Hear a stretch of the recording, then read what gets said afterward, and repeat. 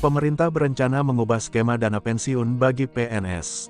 Perubahan itu tertuang dalam Rancangan Reformasi Perlindungan Hari Tua bagi Aparatur Sipil Negara (ASN) yang ditetapkan dalam Dokumen Kerangka Ekonomi Makro dan Pokok-pokok Kebijakan Fiskal (KEM-PPKF) 2025 edisi pemutakhiran.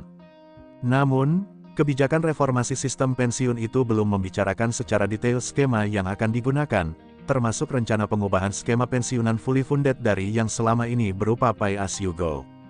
Skema fully funded itu sebelumnya ditargetkan pemerintah bisa membuat ASN membawa uang pensiun sebesar 1 miliar rupiah. Namun, Direktur Jenderal Anggaran Kementerian Keuangan Kemenkeu Issa Rahmatarwata mengatakan pembentukan rancangan skema pensiunan bagi ASN termasuk PNS ini sangat kompleks, sehingga belum bisa seketika diterapkan pada tahun depan. Kalau itu, pensiun skema fully funded lebih kompleks lagi. Belum akan seketika diterapkan 2025, ujar dia saat ditemui di kawasan Gedung Danapala, Jakarta, Senin 22/7 mengutip CNBC Indonesia. Rencana pengubahan skema pensiunan ASN termasuk PNS ini sebetulnya telah lama diagendakan pemerintah. Pada 2021 misalnya, skema dana pensiunan PNS ingin diubah dari yang selama ini menggunakan skema Pay As You Go menjadi fully funded. Skema fully funded dianggap bisa membuat PNS mendapat dana pensiun hingga R1 miliar, sebagaimana dikatakan oleh Menteri Pendayagunaan Aparatur Negara dan Reformasi Birokrasi (PANRB) yang kala itu masih dijabat oleh Cahyokumolo. Pemerintah berencana mengubah kebijakan uang pensiun aparatur sipil negara (ASN) pada 2025, sebagaimana tertuang dalam Kerangka Ekonomi Makro dan Pokok-pokok Kebijakan Fiskal (KEM-PPKF) 2025 edisi pemutakhiran. Rencana pengubahan skema pensiunan ASN termasuk PNS ini sebetulnya telah lama diagendakan pemerintah. Pada 2021 misalnya, skema dana pensiunan PNS ingin diubah dari yang selama ini menggunakan skema Pay As You Go menjadi fully funded.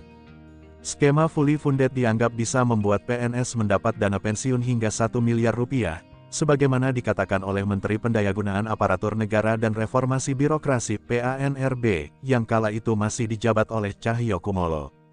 Pada akhir 2022, Korps Pegawai Republik Indonesia atau Korpri bahkan telah meminta pemerintah untuk segera merealisasikan skema iuran pasti atau fully funded. Hal ini disampaikan oleh Ketua Umum Dewan Pengurus Korpri Nasional, Zudan Arid Fakrullah dalam peringatan Hari Ulang Tahun Korpri ke-51, Selasa, tanggal 29 November tahun 2022. Dalam kesempatan yang berbahagia ini mohon kiranya melalui Bapak Mendagri dan Menteri PANRB, kita segera bisa menerapkan sistem kesejahteraan ASN dan pensiunan ASN melalui fully funded secara konkret dan berkelanjutan, papar Zudan. Dikutip dari Civil Apparatus Policy Brief BKN berjudul Konsepsi Pembiayaan dan Pola Jaminan Pensiunan PNS terbitan September tahun 2017, disebutkan skema fully funded pensions atau pensiun yang didanai penuh adalah pensiun dibayar dari dana yang dikumpulkan oleh pemberi kerja dan peserta, yang selanjutnya diinvestasikan oleh lembaga pengelola untuk membayar manfaat pensiun. Sedangkan, Pay As You Go Pensions merupakan sistem pembiayaan pensiun PNS saat ini yang didanai sepenuhnya dari APBN. Meski begitu, dalam KEM-PPKF 2025 edisi pemutakhiran, belum disebutkan skema pensiunan apa yang akan digunakan dalam Rancangan Reformasi Perlindungan Hari Tua bagi ASN. Dokumen itu hanya menyebutkan arah reformasi program pensiun bagi pegawai ASN ke depan akan terbagi ke dalam dua kelompok besar, yaitu I. Perubahan skema program untuk PNS existing, dan I. Pengembangan program baru untuk PNS baru dan PPPK. Garis besar desain reform yang menjadi prioritas pemerintah itu, pertama ialah memastikan tidak terdapat PNS existing yang mengalami penurunan manfaat pensiun.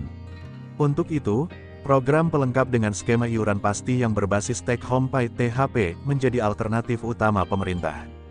Kedua, program pensiun bagi PNS baru dan PPPK akan diarahkan untuk mengikuti skema manfaat iuran pasti dengan formula iuran dan manfaat berbasis THP. Skema bagi pegawai baru ini akan didesain sehingga menghasilkan manfaat yang relatif lebih baik dari skema pensiun PNS saat ini. Penyesuaian skema dan besaran iuran berbasis THP baik untuk PNS existing maupun PNS baru dan PPPK diharapkan mampu mendorong distribusi RR yang lebih wajar antar jabatan. Ketiga, yang menjadi dasar reformasi pensiun ASN adalah desain baru harus memastikan terwujudnya kesinambungan program dan kesinambungan fiskal. Hal ini diperlukan untuk memastikan terdapat perbaikan manfaat bagi ASN dan juga tidak memberikan beban bagi generasi mendatang. Keempat, desain reformasi akan membagi beban pensiun antara pemerintah pusat dan pemerintah daerah. Hal ini sesuai dengan prinsip bahwa pemberi kerja merupakan salah satu penanggung jawab dalam memberikan manfaat pensiun kepada ASN. Perubahan besaran dan formula iuran serta perubahan skema dan formula manfaat akan diputuskan pemerintah dengan tetap mempertimbangkan kemampuan APBN dalam mendanai, kemampuan ASN dalam mengiur, perbaikan manfaat, kesinambungan program, dan ketahanan fiskal baik masa kini maupun masa mendatang, dikutip dari dokumen KEM PPKF.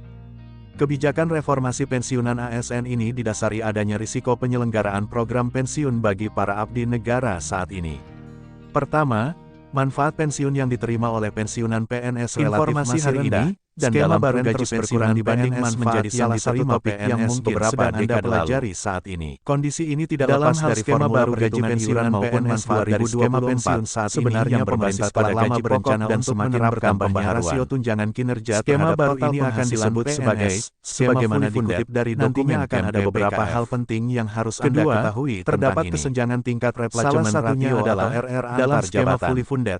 Para pekerja dan pemberi kerja akan mengumpulkan jabatan yang lebih tinggi diasuransikan. Contohnya, dana yang diasuransikan tersebutlah yang menerima skema ini berjalan sesuai dengan 10% dari penghasilan terakhir. Dengan ini akan ada beberapa selain perlindungan hari tua yang kurang beberapa keuntungan yang bisa didapatkan dari skema menjadi salah satu pendorong perilaku koruptif sebagaimana temuan Komisi Pemberantasan Korupsi dalam kajian pada tahun 2018. Salah satu keuntungan utama dari skema full funded adalah peningkatan jumlah uang penyelenggaraan yang diterima oleh para PNS yang mengikuti skema manfaat pasti dengan pembiayaan dana pensiun dikelola secara profesional sepenuhnya menjadi beban APBN menghasilkan berpotensi untuk terus meningkatkan risiko fiskal ke depan seiring pensiunan menerima manfaat pensiun yang lebih besar. Beban yang dapat meningkatkan kesejahteraan finansial mereka memperhatikan berbagai tantangan itu. Pemerintah menyadari bahwa reformasi program pensiun ASN juga dirancang kebijakan yang bersifat urgensi yang dapat mengurangi daya beli pemerintah dalam dokumen KEM PPKF. Melalui investasi yang merupakan bagian integral dari skema ini,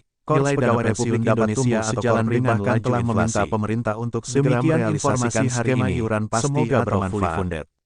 Berdasarkan Civil Apparatus Policy Brief BKN berjudul Konsep Pembiayaan dan Pola Jaminan Pensiunan PNS terbitan September tahun 2017, disebutkan skema fully funded pensions atau pensiun yang didanai penuh adalah pensiun dibayar dari dana yang dikumpulkan oleh pemberi kerja dan peserta, yang selanjutnya diinvestasikan oleh lembaga pengelola untuk membayar manfaat pensiun. Sedangkan, Pay As You Go Pensions merupakan sistem pembiayaan pensiun PNS saat ini yang didanai sepenuhnya dari APBN. Meski begitu, dalam KEM PPKF 2025 edisi pemutakhiran, belum disebutkan skema pensiunan apa yang akan digunakan dalam rancangan reformasi perlindungan hari tua bagi ASN.